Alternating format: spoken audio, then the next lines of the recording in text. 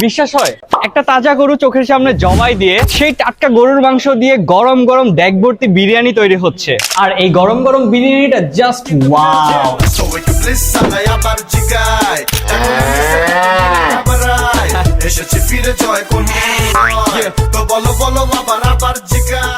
আজকে আমি চলে আসছি নারায়ণগঞ্জের সদ্য ভাইরাল হওয়া ক্যাটেল বাংলা বিরিয়ানিতে, যার এক্সাক্ট লোকেশনটা হচ্ছে ল্যাব 8 চাষারা যে ল্যাব 8 হসপিটাল রয়েছে এর গলির একটু সামনে আসলে হাতের ডানে আপনারা পেয়ে যাবেন ক্যাটেল বাংলা বিরিয়ানি। আর এটা কিন্তু রাইট নাও নারায়ণগঞ্জের মোস্ট পপুলার একটা বিরিয়ানি, সো ভাবলাম আজকে এখানকার একটা রিভিউ করি। চলেন ভিডিওটা স্টার্ট করা যাক, লেটস গো।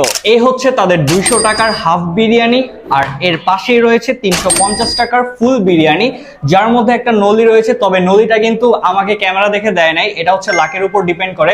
আপনারা অ্যাজ এ গেস্ট আসলে কিন্তু নলি পাবেন কিনা নট শিওর, বিকজ তাদের এখানে কিন্তু নলি সবাইকে দেওয়া হয় না। সো যদি আপনার লাক ভালো থাকে তাহলে কিন্তু এরকম 350 টাকার বিরিয়ানির সাথে নলি পেয়ে যাবেন।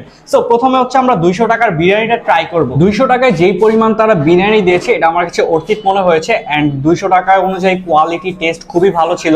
অ্যান্ড তাদের এখানে কিন্তু অনেক পরিমাণে গেস্ট রয়েছে, সো সবাই কিন্তু পজিটিভ রিভিউ দিয়েছে।